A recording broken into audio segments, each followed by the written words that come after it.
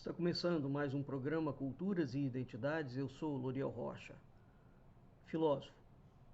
Hoje nós vamos falar sobre filosofia da história providencialista.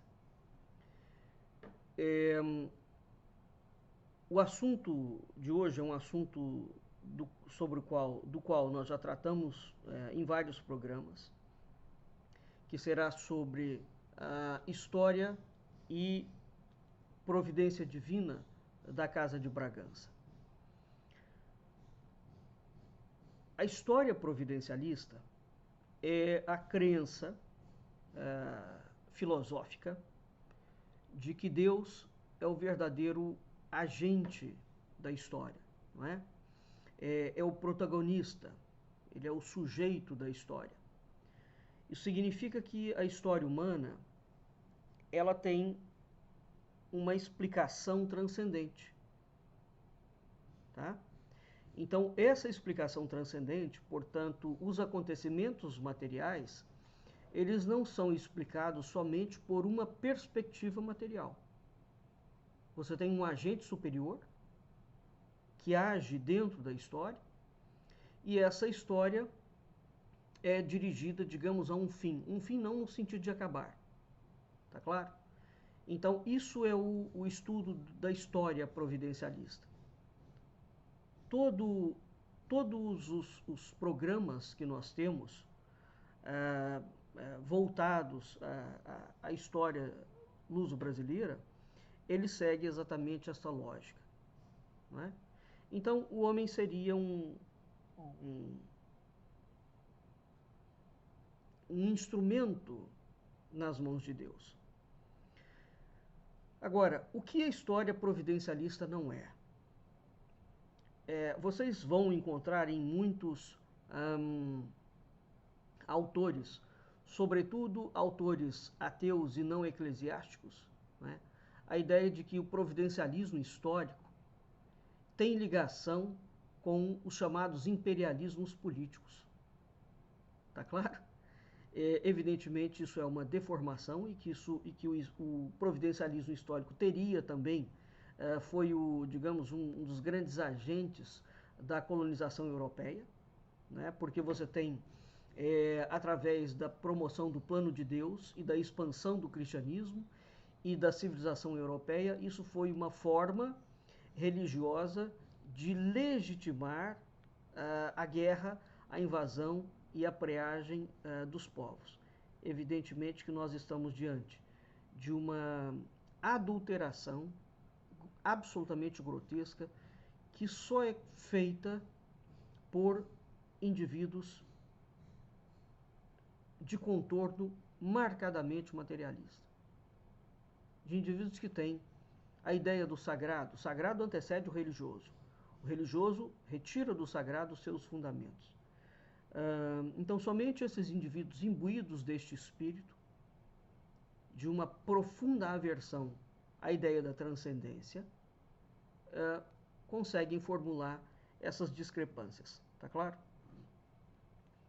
Aqui, de saída, eu quero mais uma vez avisar para vocês que a forma como eu trabalho a história de Portugal, ela se assenta em algumas colunas. Uma delas, que é o objeto da nossa aula de hoje, nós temos o juramento de Ourique, que decorre exatamente em razão da aparição de Cristo ao primeiro rei de Portugal, a presença da Ordem do Templo de Portugal, os estudos do abade calabrês Joaquim de Fiore e a teoria das três idades do mundo, os descobrimentos e o sebastianismo, evidentemente, também, a teoria do Quinto Império, do padre Antônio Vieira, né? E o messianismo político português. Sem o entendimento desses assuntos, que constituem, digamos, a ossatura, né, o grande esqueleto da história de Portugal, nós não vamos entendê-la.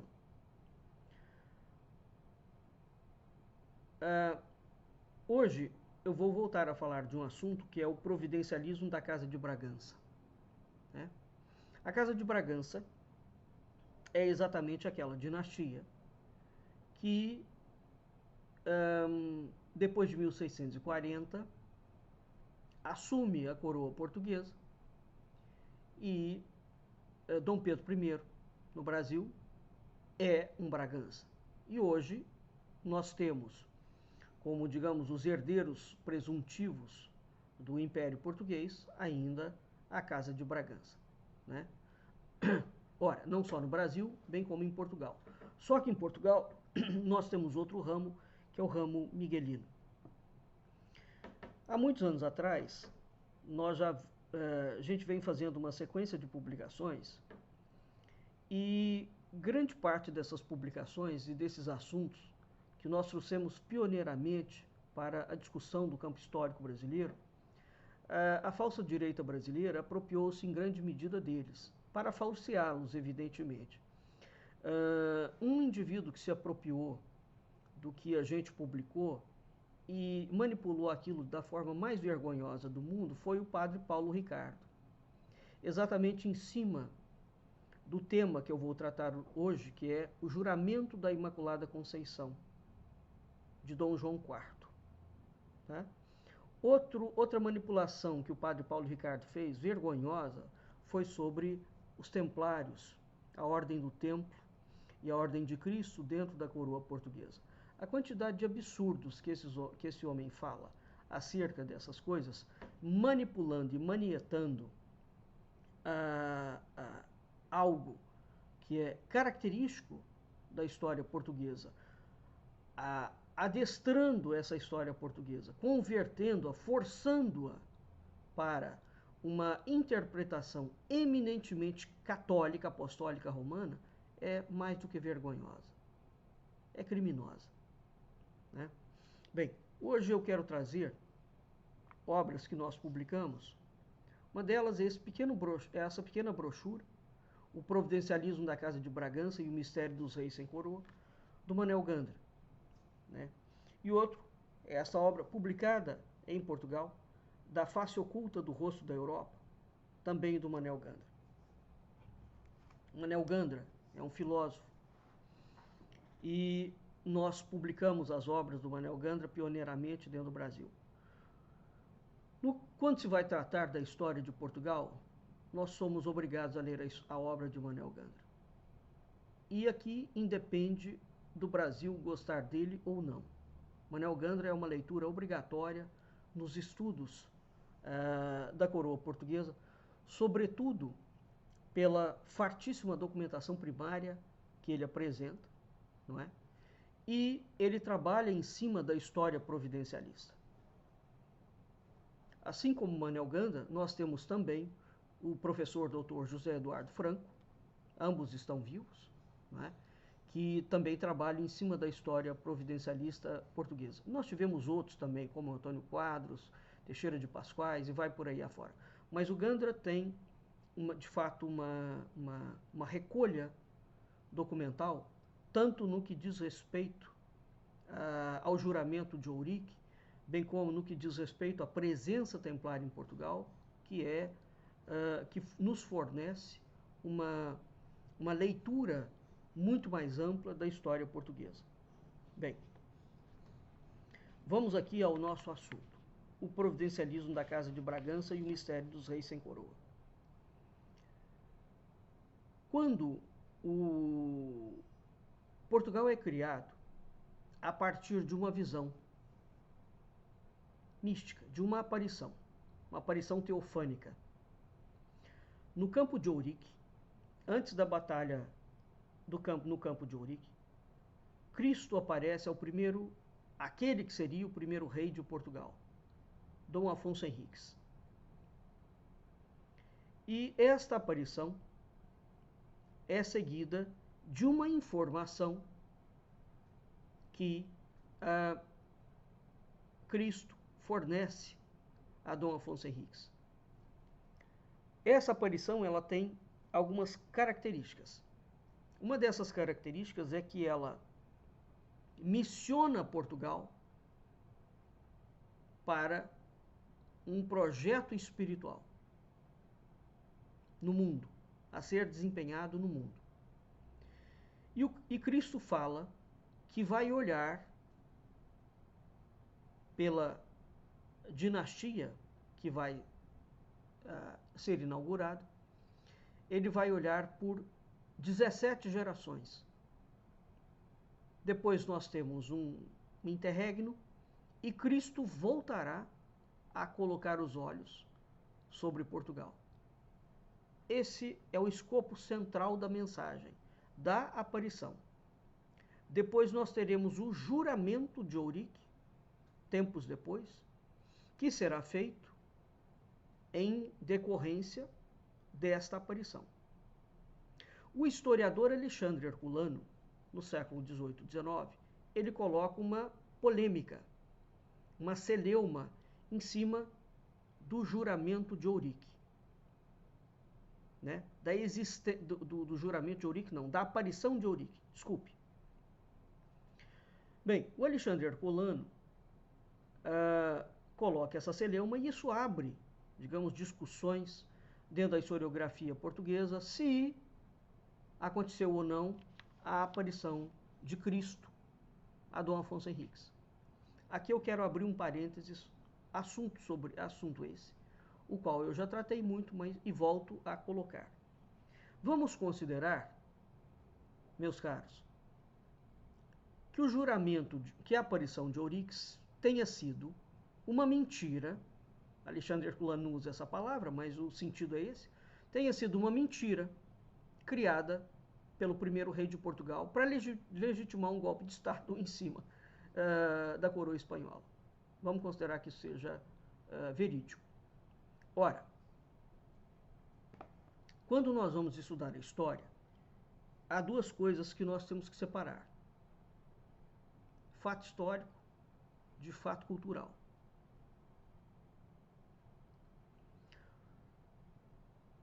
O juramento é irrelevante se a aparição de Ourique é uma mentira, enquanto fato histórico. Sabe por quê? Ela tornou-se um fato cultural. Não há como ler a história de Portugal inteira, inclusive a nível documental, sem fazer menção à aparição de Ourique.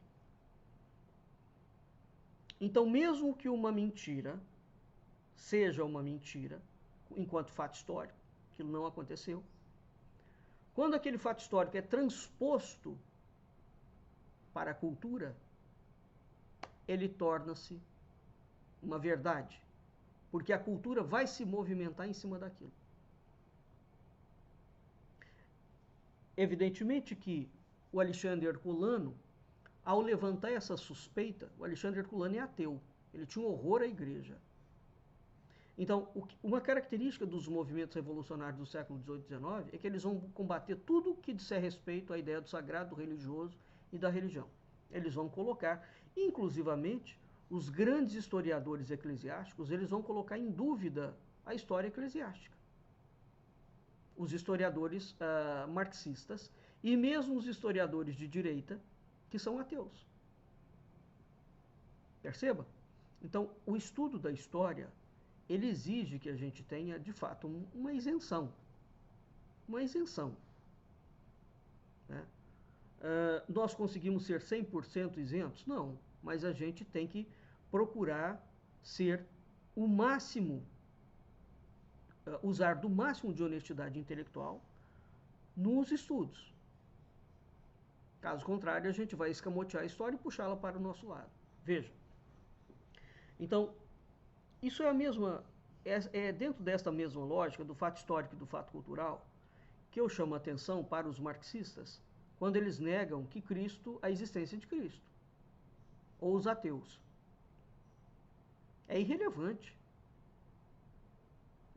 Cristo, não tem nenhum documento, Cristo existiu, Jesus existiu documentalmente, historicamente, ou não existiu? Sinceramente, é irrelevante. Porque mesmo que isso tenha sido uma mentira, Foi em cima desta mentira, ou deste mito, como queiram, seja lá o que for, que a história ocidental foi construída em grande medida. Virou um fato cultural, virou um fato histórico, virou um fato político, virou um fato econômico. E aqui, cá entre nós, é muito pouco provável que uma mentira histórica consiga se manter invicta durante tantos séculos, tanto para Portugal quanto para o cristianismo. Correto? Dito isto, vamos aqui voltar. Então, essa aparição de Cristo para o Dom Afonso Henriques modela o que será Portugal enquanto coroa, enquanto monarquia, e entroniza nesta monarquia uma missão. E aqui eu faço, mais uma vez, uma chamada de atenção. Portugal teve 4 dinastias, com 34 monarcas. Foi a dinastia mais longeva do mundo, dentro do mesmo ramo familiar.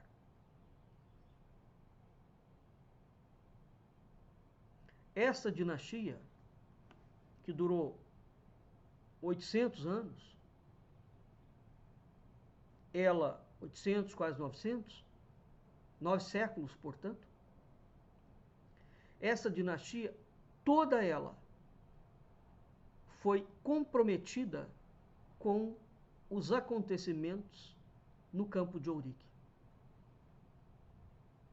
Do primeiro monarca ao último monarca, todos os reis foram comprometidos com a missão da expansão da fé e do império. O império aqui não é um projeto político. E o império aqui também não é um projeto religioso. O império do Espírito Santo é um império divino, que não tem relação com instituição física. Quem vai abordar esse assunto de uma forma absolutamente maravilhosa é o filósofo português Agostinho da Silva, no século XX.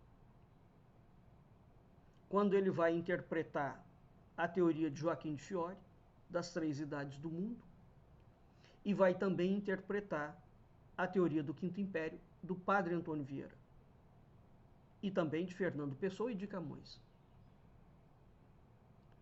Pois muito bem.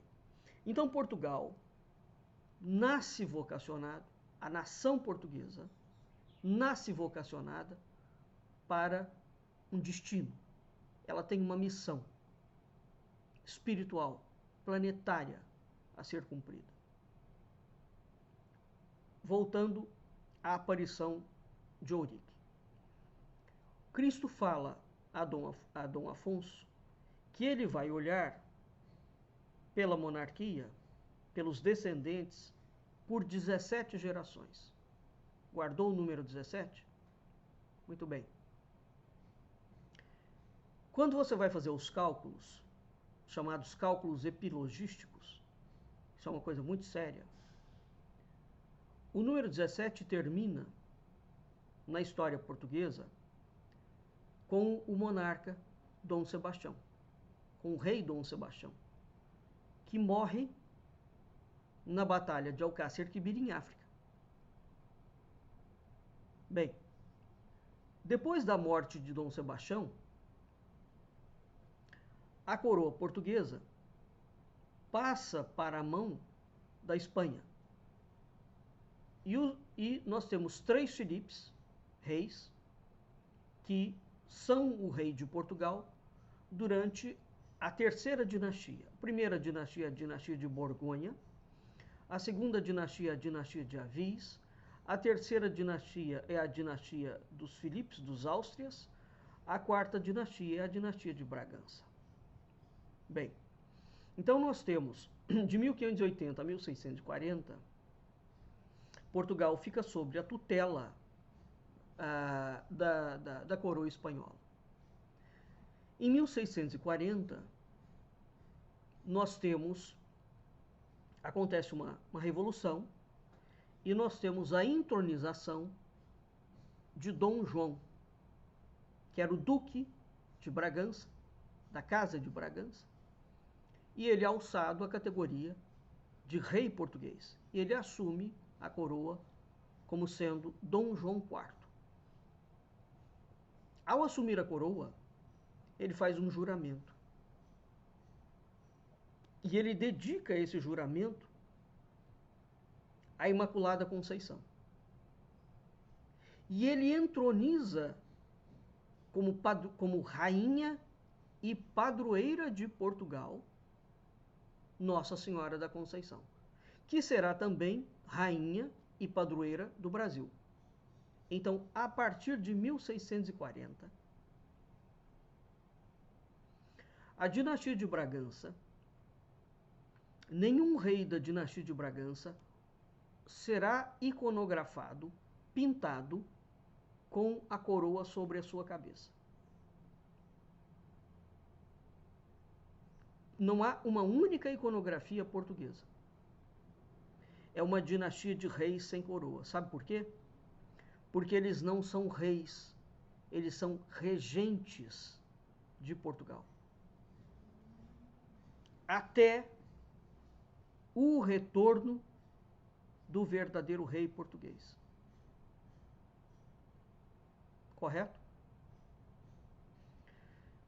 Ora, e quem é esse rei? Hoje já se sabe, e o Manuel Gandra, e não só, outros pesquisadores provaram que Dom Sebastião não morreu em África, na Batalha de Alcácer Quibir. E os seus parentes na Espanha, Carlos V, foram um dos responsáveis pela prisão, junto aos árabes, de Dom Sebastião. Em razão dessa prisão, a Espanha ocupa Portugal. E Dom Sebastião fica preso, ele é levado para Veneza, ele perambula no mundo inteiro, e depois ele morre na França, no mosteiro dos Agostinhos, em Limoges. Só que antes dele morrer, como monge agostinho, em França, ele visita Portugal algumas tantas vezes. E dentre essas visitas, ele encontra Dom João, o futuro Dom João IV. E fala para Dom João, que era duque da Casa de Bragança, assumir a coroa, porque ele não voltaria. Bem, quando Dom João IV assume, Dom João IV, porque tinha visto o rei, ele oferece a Nossa Senhora da Conceição a coroa do reino e faz um juramento. E aquele descendente de Dom João IV que descumprisse o juramento de colocar a coroa sobre a sua cabeça, que ele fosse amaldiçoado. Tá claro? Curiosamente, então, depois de Dom João IV, com Dom João IV e todos os Braganças que vêm depois dele, nenhum deles é iconografado com a coroa. Isso é uma característica muito curiosa, porque a rainha de Portugal, de fato, é Nossa Senhora da Conceição até o retorno do rei. Aí você fala, mas qual rei?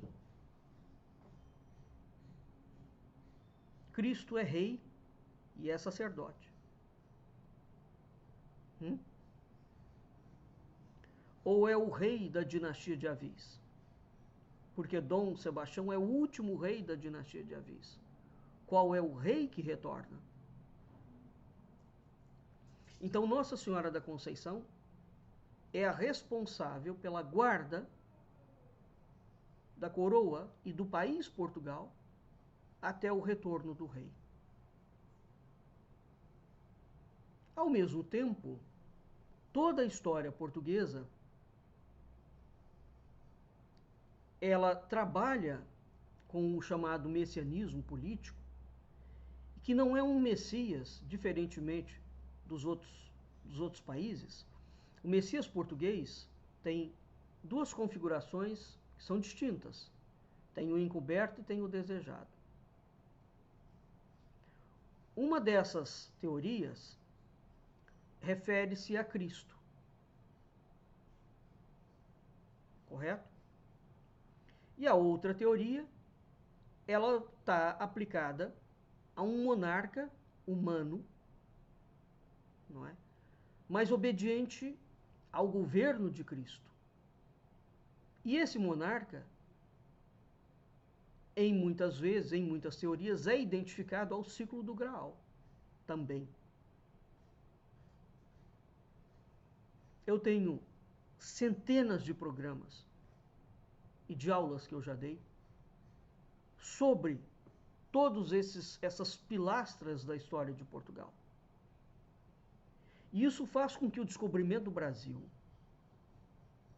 quando nós vamos transpor essa história de Portugal para a história do Brasil, nós vamos ver que a grande maldade que a historiografia brasileira fez, quando ela omite, mente e distorce sobre a história portuguesa, não apresentando para o público brasileiro a gama e a cromática maravilhosa que está presente dentro da história providencialista portuguesa. Então, a história de Portugal é uma história providencialista desde o início. Não há como ler a história portuguesa sem perspectivar Deus. No início da nacionalidade portuguesa, até o século XX, quando morre o último rei de Portugal. Bem, então, aqui, voltando aqui a esses aspectos, não é conhecido o teor exato, diz o Manel Gandra, e de uma forma muito correta, que levou Dom João IV a determinar em 6 de dezembro de 1644 que Nossa Senhora da Conceição fosse entronizada como padroeira de Portugal. Tá? É muito interessante essa entronização, porque por que razão? Não é?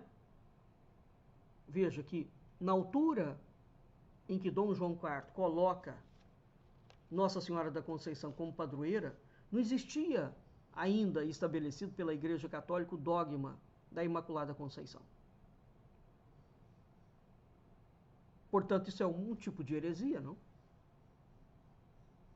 A história de Portugal, desde o início, ela está voltada, ela cultua Maria como Theotokos, como no Oriente. E os templários vão cultuar Maria como Theotokos. Ora, a isenção do pecado original de Maria, né, foi comemorada a 9 de dezembro pela Igreja Oriental, né, no século IX, e a 3 de maio, no século X, na Irlanda, e a 8 de dezembro, no século XI, na Inglaterra. Em Portugal, o culto a Maria remonta ao início da nacionalidade portuguesa. Portugal é um país que também a história de Maria, aqui como rainha dos céus, não é? Como mãe divina, está presente, e isso quase que torna a história de Portugal uma história herética também, nesse aspecto.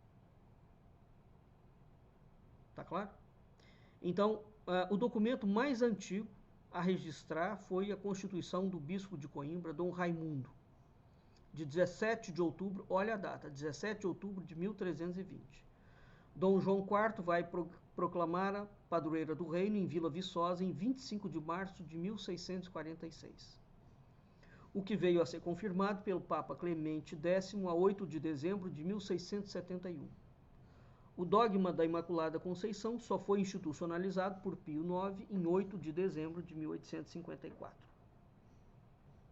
Tá claro? Bem, então, há um arcano aqui maior da história pátria, não é?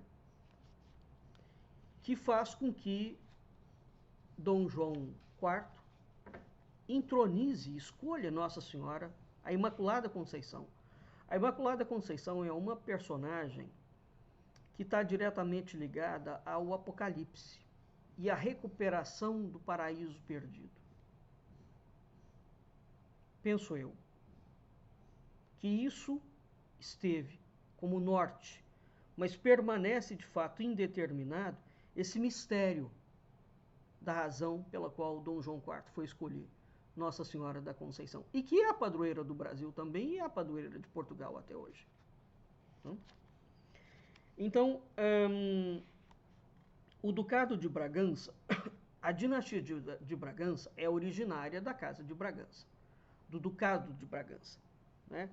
Então, desde os primórdios do Ducado de Bragança, em 1442, esses nobres tinham um projeto de alçamento de poder, não é?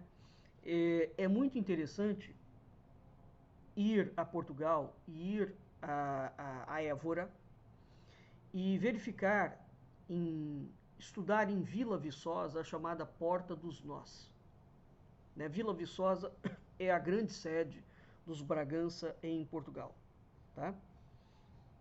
Existe um mote emblemático escrito em Vila Viçosa: depois de nós, depois de vós, nós. Né? Ora, então, Dom João IV procurou emular Alexandre o Grande na Porta dos Nós. Tá claro? E nós temos uma sequência de símbolos anexados à dinastia dos Bragança que vão fazendo uma conexão dos Bragança com o rei encoberto. A própria teoria que o jesuíta Padre Antônio Vieira vai formar do Quinto Império, entre outras coisas, o Quinto Império é uma teoria divina política de legitimação de poder real no sentido espiritual à Casa de Bragança. Ele visa legitimar o reinado de Dom João IV. Né? Bem, então, os Bragança, quando o Ducado de Bragança, desde os seus primórdios até 1640, quando é criado o Ducado de Bragança pelo regente infante Dom Pedro I, que é o primeiro duque foi Dom Afonso, filho natural de Dom João I, né, e de Dona Inês Pires. Portanto, a dinastia de Bragança ela sai da Casa de Avis. Dom João I, que é o primeiro rei de Avis, ele casou em núpcias com Dona Beatriz, filha de Dom Nuno Álvares Pereira, o condestável. Né? Então, a Casa de Bragança, como um todo, ela tem uma mítica, uma história mítica que a envolve, uma história espiritual muito pujante, muito poderosa. Aí nós temos, passa toda a dinastia de Avis, Dom Sebastião é o último rei da dinastia de Avis. Vem a dinastia dos Philips, dos Áustrias, e depois volta, né, entra em cena a dinastia de Bragança, cujo ducado é criado, originado, dentro da Casa de Avis. Correto? É um descendente de Avis. Tá bem? Então, desde o início, o Ducado de Bragança, ora, o rei, quando é criada a Casa de Bragança não é o Ducado de Bragança. Então, você vai ter uma separação, inclusive, patrimonial. Tá claro? O rei de Bragança é uma coisa e o ducado de Bragança continua numa outra linha, né? E Dom João IV, inclusivamente, vai criar a Casa do Infantado, aonde ele separa o patrimônio da coroa do patrimônio pessoal dos duques de Bragança, que eram muito ricos. E os segundos filhos, segundos, terceiros filhos, né, sobretudo o segundo, que é o infante, é o dono, é o senhor da Casa do Infantado, o patrimônio dele não é retirado da coroa, ele tem um patrimônio pessoal dele. Tá? De modo que até esta confusão a historiografia brasileira faz de pura má-fé. Porque Dom João IV institui, né, a Casa do Infantado. E ele separa os patrimônios. Então, uma coisa é o patrimônio do Estado português, da coroa portuguesa, outra coisa é o patrimônio privativo dos príncipes, que não pode tocar no patrimônio da coroa. Tá claro?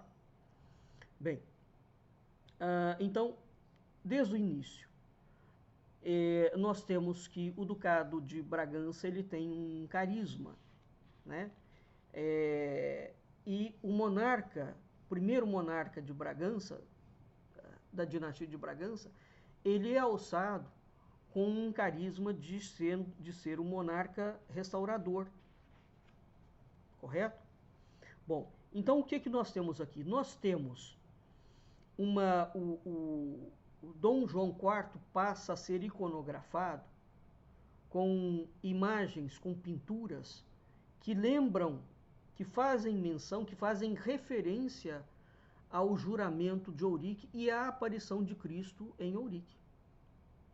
E nós vamos ver que isso é uma sequência em todas as dinastias portuguesas. Ou seja, a aparição de Ourique é trazida e ela, a cada dinastia que assume, ela remete à aparição de Ourique. Portanto, aquela linha de história providencialista que surge desde o primeiro monarca português, ela continua.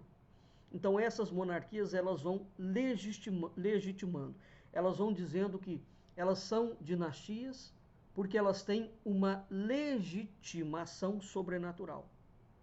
Tá claro?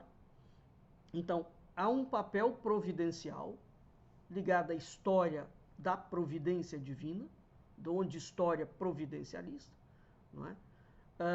Do primeiro rei da dinastia de Bragança, Dom João IV. Né? Ora, aqui eu quero trazer, então, os reis de Bragança passam, e aqui é que entra a história do Quinto Império e das Três Idades do Mundo. Os reis de Bragança, uma vez que eles não usam a coroa, eles estão, portanto, na expectância do retorno do rei, do verdadeiro rei, que alguns vão consignar como sendo o retorno da dinastia de Avis. Se a gente tiver em perspectiva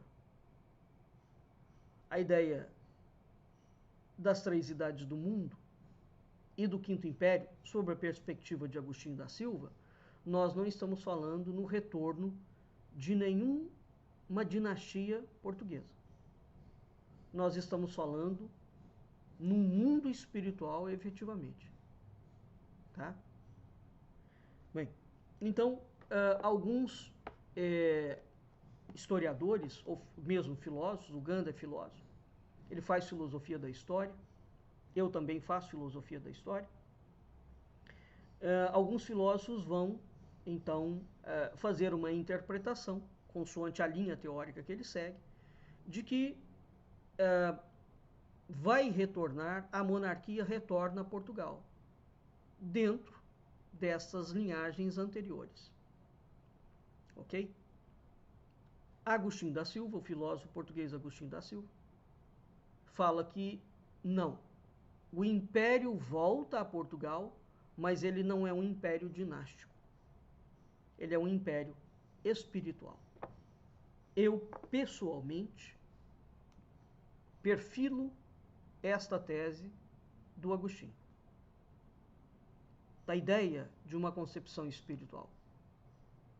Porque quando a gente vai estudar realmente a fundo a história de Portugal, a gente vê que esse trânsito é muito tênue entre a política e o providencialismo histórico, não é?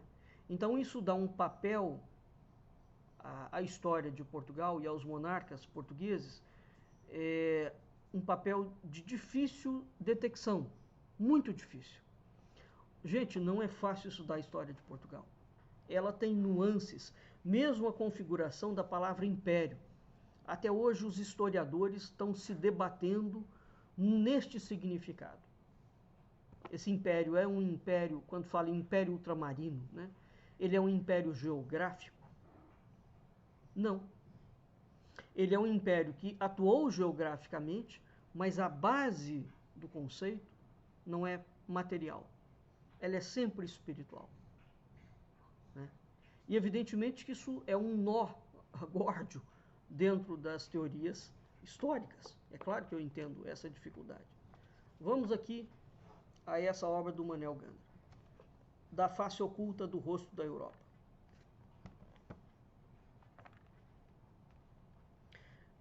Essa obra ela foi lançada algumas vezes na Europa, ela tem uma edição mais fina, né? E eu tenho as duas. E tem essa edição mais completa, né? Bom, aqui nós temos na página 39, ele descreve o juramento de Ourique. Eu também já publiquei esse juramento de Ourique no Brasil, na íntegra, numa obra em que eu vou falar. E aqui eu quero chamar a atenção para uma parte que eu esqueci. Os Bragança não usam coroa, não? Eles seguem o juramento da Imaculada Conceição. Dom Pedro I, ele vai se coroar. Então, os Bragança brasileiro, o Império Brasileiro, ele tem duas grandes imposturas. Só para fazer um recorte. Tem muitas outras que eu já citei. Dom Pedro I e alguns indivíduos que cercavam. Dom Pedro I é português. Ele não tinha como não conhecer a história de Portugal, a história providencialista. Isso não fazia parte da educação portuguesa. Ele conhecia muito bem, assim como José Bonifácio. Em razão disso, eles criam uma fraude que o Brasil será o Portugal dos trópicos. A dinastia que eles vão criar aqui, o império que eles vão criar aqui sob a batuta dos Bragança, visa substituir o Império Português. E eles fazem, a maçonaria tem a audácia de dizer que o juramento de Ourique continua sobre o Império Maçônico brasileiro. E a partir daquele momento, o Brasil passa a combater Portugal em todos os sentidos para destruir a história portuguesa. Então, não há também como ler a história do Império Brasileiro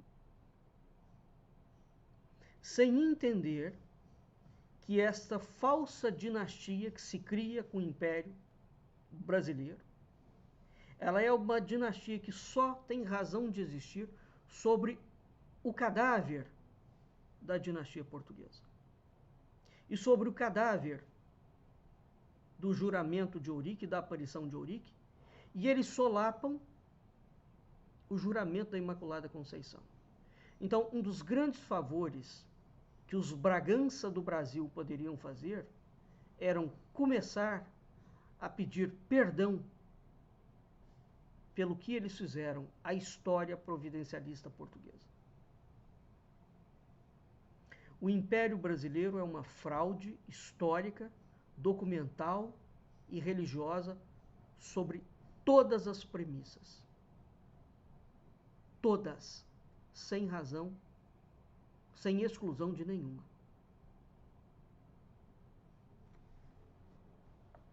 Fazer retornar a monarquia ao Brasil, isso é um grande crime. Qual monarquia? A maçônica?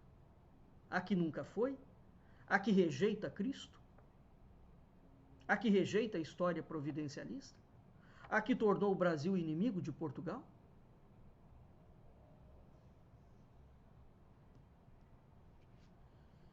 Muito bem. Então, no juramento de Ourique, Cristo fala, então, do número 17, não? Olha só. Então, o juramento de Ourique tem 3 momentos aqui. Na página 44. Cristo promete a Afonso Henriques uma descendência venturosa até a 16ª geração, contando Dom Afonso, dá 17. A partir da 16ª geração, verificar-se-á a atenuação da prole e, em consequência dela, advirá a decadência, que começa exatamente com os Bragança, com a morte de Dom Sebastião. A nação portuguesa retomará a sua primeira aventura, ficando ela a dever-se a volver da pista de Deus sobre a prole atenuada. Então tem 3 momentos muito importantes. Cristo promete: eu vou olhar por vocês durante 16 gerações depois de você, dá 17. Depois aquilo entra num período de interregno e de decadência. Depois Portugal tem um papel. Cristo volta a colocar os olhos. Que voltar a colocar os olhos é esse? Eis a seguinte questão. Né? Então existe uma maneira de contar as gerações, tá claro? Veja bem, a monarquia portuguesa durou 850 anos, quase 900 anos, né? 850, quando você vai fazer o cálculo, é 50 vezes 17. A monarquia teve 782 anos. E a República tem 68 anos.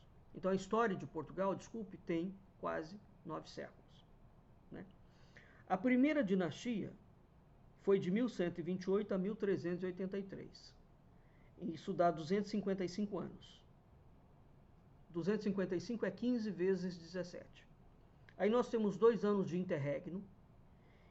Existe a formação da segunda dinastia, que vai de 1385 a 1580. Isso dá 195 anos. Aí nós temos a terceira dinastia, que vai de 1580 a 1640. Isso dá 60 anos. Então nós temos aqui um total de 255 anos, de novo, como na primeira. Portanto, 15, um ciclo de 15 vezes 17. Aí vem a quarta dinastia, de 1640, não é? Ao cálculo da República em 1978. A República começa em 1910, vai a 1978. Então nós temos aqui 270 anos mais o interregno. Nós temos um cálculo, 272 anos, que dá 16 vezes 17, na quarta dinastia. A República, isso é o cálculo de Fernando Pessoa, que Fernando Pessoa faz sobre o mapa de Portugal, de 1910 a 1978. Isso dá uns 68 anos, ou seja, 4 vezes 17. Então, percebam que quando nós vamos, Cristo promete olhar pela dinastia portuguesa por 16 gerações. Então, este número 17, veja, ele vai, ou seus múltiplos, ele aparece, ele é um número frequente na história de Portugal.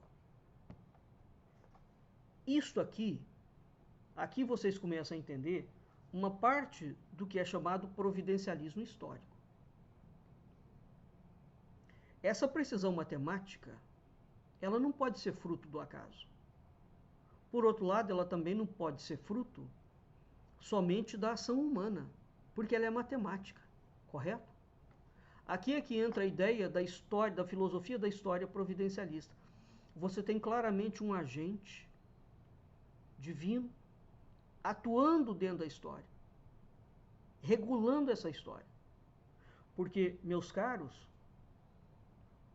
isso na história de Portugal, o número 17 e os seus múltiplos, número 7, o número 3, a numerologia, os cálculos epilogísticos da história portuguesa, eles são absolutamente impressionantes. Então, quando nós estamos diante de uma matemática que bate com a história, ela não é fruto de uma decisão humana. Quer dizer, tem uma dinastia que está ali no poder. Aí aquela própria dinastia primeira resolve dar um golpe em si mesma para fazer assumir uma outra dinastia. Então ela elimina com ela mesma para fazer assumir um outro, para fazer cumprir o número 17. Isso não passa pela cabeça de ninguém. É exatamente esses acontecimentos históricos. Assim como esses exemplos aqui, quando a gente vai estudar história, nós vemos inúmeros outros exemplos dentro da história em que claramente você vê uma dispensação de um poder que não é humano. Agora, os historiadores e os filósofos, os cientistas, os teóricos, que são inimigos da religião e inimigos da ideia do sagrado, da ideia da transcendência, eles vão tornar esses acontecimentos meramente materialistas. Mas no caso da história de Portugal, que é o que nos interessa aqui, né, nós não podemos nos dar esse luxo, tá? Porque o número que existe entre eles, a primeira dinastia, então nós temos, da primeira à quarta dinastia, 34 reis. 34 é 17 mais 17, não? Na República, o início da República até Ramalho Eanes, de Teófilo Braga a Ramalho Eanes, nós temos 17 presidentes. Então, tanto na monarquia quanto na república, o número 17 continua valendo. E para a história do Brasil, nós também vamos encontrar essa coincidência numerológica. Correto? Significativamente falando, né, nós temos esses números. O número 13 também, que é um número ligado aos templários, aparece muito na história portuguesa. Então, isso aqui é uma prova, não é, do providencialismo histórico concreto.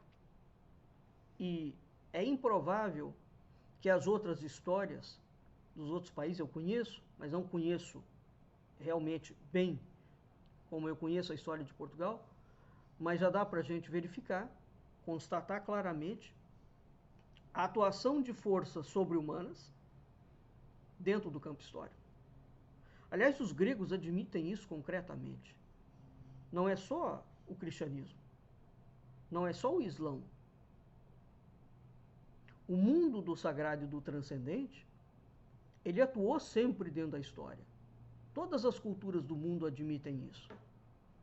Somente a historiografia panfletária materialista e a filosofia materialista e a sociologia materialista, e vai por aí afora, que surgiu no mundo depois dos movimentos revolucionários, negam a transcendência. E veja bem, torno a dizer, eu não sou religioso. Mas eu não duvido nem um pouco do sagrado. Repito, o sagrado antecede o religioso. A religião retira do sagrado os seus fundamentos.